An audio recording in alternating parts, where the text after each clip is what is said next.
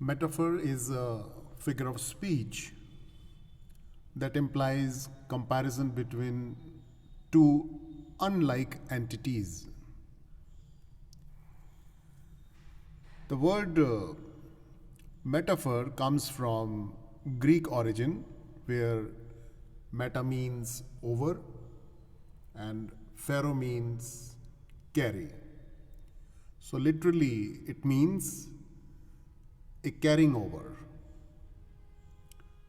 In this figure of speech, a word is transferred or carried over from one object to another in such a manner that an obvious comparison is made.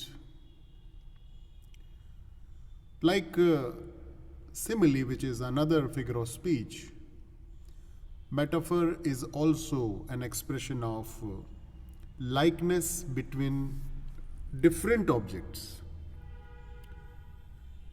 In other words, a metaphor is a compressed or an implied simile, and while making comparison, the indicative words like, so, as are always dropped. We can better understand the use of metaphor through some examples. There are many common examples of metaphor in everyday conversation and in everyday writing. For example, we have heard about the sentences in common speeches where someone says, laughter is the best medicine, or time is money. So, in such sentences, in such speeches, the use of metaphor is very common. Let us now discuss some of the basics of a metaphor when it is used in a sentence. A metaphor states that one thing is another thing. It means we only give a name of one thing to another thing. A metaphor equates those two things not because they actually are the same, but we are making them such for the sake of comparison or for the sake of any symbolism. Metaphors are used in poetry, literature, and anytime someone wants to add some color to their language.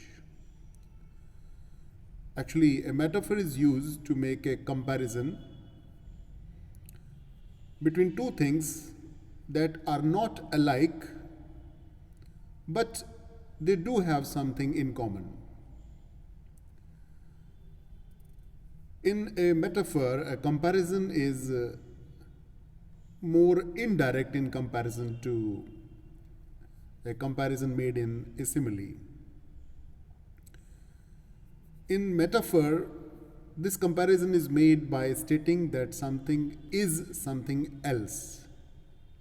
So, a metaphor is very expressive. It should not be taken literally. The readers or the listener may have to work a little to find the real meaning in a metaphor. Let us better understand the metaphor by the help of an example. Her tears were a river flowing down her cheeks. In this statement, for example, a river and tears are compared, where we know that a river and tears are not same. They are two different entities, but they are not very much alike. They are not very much different also. because one is a body of water in nature while the other can be produced by our eyes. Means both are liquids. One is from natural resource and another is a source from human eyes. They do have one thing in common though. What thing is common between these two? Both are a type of water that flows. A metaphor uses this similarity to help the writer to establish a point, to understand better. As a river is so much larger than a few tears, the metaphor is a creative way of saying that the person is crying a lot. So if someone's tears are compared with the water of a river, the obvious meaning in this statement is that someone is crying a lot. Metaphors help writers and poets make a point in a more interesting way. They also help the reader see something from a new perspective, from a different point of view. For example, in this statement, by describing tears as a river, the writer found a creative way to describe how great the girl's sadness was, and at the same time helped the reader see a similarity between tears and a river that they might not have noticed before. This kind of application, this kind of use of metaphor in writings makes reading more fun and more interesting. Here it is important to understand what is the difference between simile and metaphor. It can be difficult in many instances to distinguish between metaphor and simile as literary devices. For a reader, sometimes it becomes difficult to understand whether the application is a metaphor or a simile, because both are figures of speech and both are designed to create comparisons. In fact, simile is a subset of metaphor, but it's a kind of metaphor. However, they are distinguished by the presence of one of two words, that is, like word and as word. So, use of like and as distinguishes a simile from a metaphor. A metaphor creates direct comparison without using either of these words of comparison. Similes are another way to compare two different things, but a simile does so more directly using the words like or as. For example, the same statement, if it is read in a different way, where we use like in the sentence. Suppose this statement is said in a different way: her tears flowed like a river down her cheeks, then this will be the application of a simile in this sentence.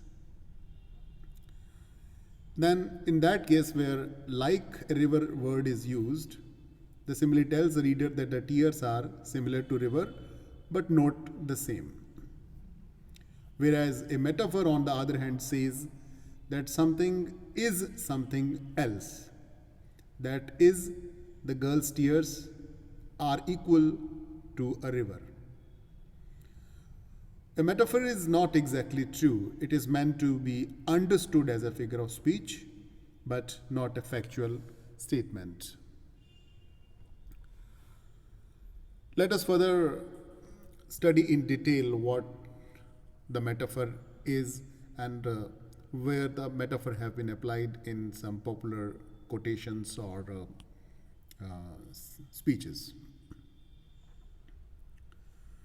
As a literary device, metaphor creates implicit comparison without the express use of like or as we have learned earlier. Metaphor is a means of asserting that two things are identical in comparison rather than just similar. This is useful in literature for using specific images or concepts to state abstract truths. Take these famous examples of metaphor. All the world is a stage and all the men and women merely players. They have their exits and their entrances. The lines are taken from William Shakespeare's play As You Like It. In these lines, the world is said to be a stage where all men and all women are actors, are players. There is another example which is taken from William Shakespeare's play Romeo and Juliet. In one of the speeches, Romeo says to Juliet, "But soft, what light through yonder window breaks? It is the east, and Juliet is the sun."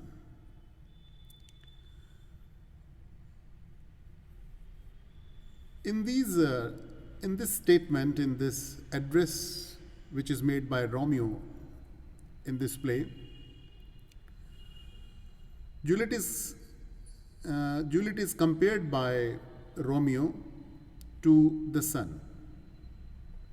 In fact, metaphor, the figure of speech used in these lines, claims that Juliet is the sun. Of course, the reader understands that Romeo does not believe that Juliet is literally the sun.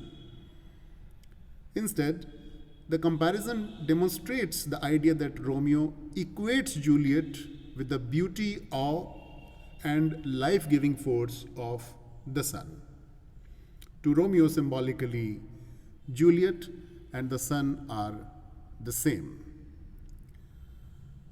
Let's see some common examples of metaphor in our day-to-day readings and day-to-day conversation. For example, the classroom was a zoo. She is a peacock. He is a night owl. Raju was a pig at dinner. The stormy ocean was a raging bull. The snow is a white blanket. He is a shining star. Her long hair was a flowing golden river. That lawn is a green carpet. The stars are sparkling diamonds. So these are the day-to-day examples. Let's see some more examples. Laughter is the music of the soul. Her lovely voice was music to his ears. Their home was a prison. Your brain is a computer, or he is a walking dictionary. So there are these examples may help us better understand the meaning of metaphor, and we can easily trace the use of metaphor if someone writes or someone speaks in front of you. Let's now further study what is the importance of metaphor. Overall, as a literary device, metaphor functions as a means of creating a direct comparison between two seemingly different things that we have learned earlier. And this function is effective for readers in that metaphor can create an association between two dissimilar entities or two different ideas that, as a result of the metaphor, overall both of them illumine illuminate each other and further deepen the meaning of each other. Metaphor as a device is an essential figure of speech for writers of both poetry and of prose. As far as the importance of metaphor is concerned, like other forms of comparison, metaphor adds powerful detail to the writings. By bringing in sensory details in the form of metaphors, a writer can make words more interesting and more real. And in this way, he may help the readers imagine and even feel a scene or feel a character. A good metaphor also exercises the reader's imagination. It helps the reader see familiar concepts in a new way or helps explain an otherwise vague topic, that a complicated thing is understood in a different view. It's important that writers construct proper metaphors so that the comparative meaning is not lost for the reader. Let's now see what are the different ways that writers benefit from incorporating metaphor into their work. Metaphors help a writer create imagery. Metaphors allow writers to create imagery for readers that is limited by description alone. In other words, an effective metaphor eliminates the need for excessive explanation or excessive extra description on the part of the writer. Means writer doesn't have to take much pains to elaborate his point of view when he uses a metaphor. Instead, by implicitly comparing two different things, an image is created for the reader to allow for greater meaning and better understanding. This imagery, which is created by the writer, is a powerful result of using metaphor as a literary device. Metaphors also help to evoke thought and emotion. When writers utilize metaphors as a literary device, it often causes the reader to think about the logic or truth in such kind of comparisons. These thoughts in turn may further evoke emotions in the reader with a successful metaphor, of course, on the part of the writer, through the realization that the comparison is valid. This kind of practice is especially effective in poetry as a means of portraying truths in a lyrical but in a concise manner. So, in these ways, metaphor may be helpful for a writer and writers get benefited. So, what we have learned is that metaphor is a very effective literary device which is very popular amongst the writers. Here are some examples of metaphor and how metaphor adds to the significance of some well-known literary works. Let's study. Let's first see the example of a poem by Robert Frost. The poem is Fire and Ice. The poet writes, "Some say the world will end in fire, some say in ice. From what I have tasted of desire, I hold with those who favor fire. But if it had to perish twice, I think I know enough of hate to say that for destruction ice is also great and would suffice." In this poem, Robert Frost compares end of the world, destructive forces that from what destructive forces the world may come to an end. One may be fire, another may be ice. In these lines, there are applications of metaphors that serve as figures of speech, in the sense that the poet does not literally mean that the world will end because of fire and ice. Instead, fire represents destructive forces associated with desire, such as power, jealousy, anger, etc. Similarly, ice does not stand for coldness only. Similarly, ice represents destructive forces associated with hatred, such as prejudices, hostilities, and isolations.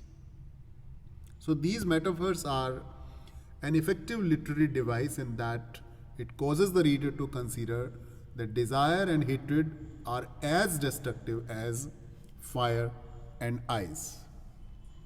Let's see another example of the poem Dreams by Langston Hughes. He says, "Hold fast to dreams, for if dreams die, for if dream dies, life is a broken winged bird that cannot fly. Hold fast to dreams, for when dreams go, life is a barren field frozen with snow." In this poem, Hughes utilizes metaphor to compare life to a broken winged bird and a barren field as a consequences to the loss of dreams. When the dreams are lost, the life looks like a broken winged bird and life looks like a barren field, an obvious use of metaphor. In the first stanza, Hugh claims that if dreams die, then life is a broken winged bird and cannot fly. This is a significant use of metaphor in that it characterizes life without dreams as something fragile that has been irreparably harmed. The metaphor creates an image for the reader of a bird that is wounded, grounded, and unable to reach its purpose or potential. If life is this bird, then without dreams, it is also wounded, grounded, and wasted in purpose. Hugh utilizes a second metaphor in the second stanza for life without dreams. In this case, when dream goes, life is a barren field frozen with snow. This metaphor creates a comparison between life and an empty, frozen wasteland. Therefore, due to Hughes' use of metaphor as a literary device in this poem, life becomes death and a burial ground when it is without dreams. So, this is all about the discussion of metaphor as a literary term, the use of metaphor in our day-to-day conversation, and the examples of metaphor in literature. Thank you.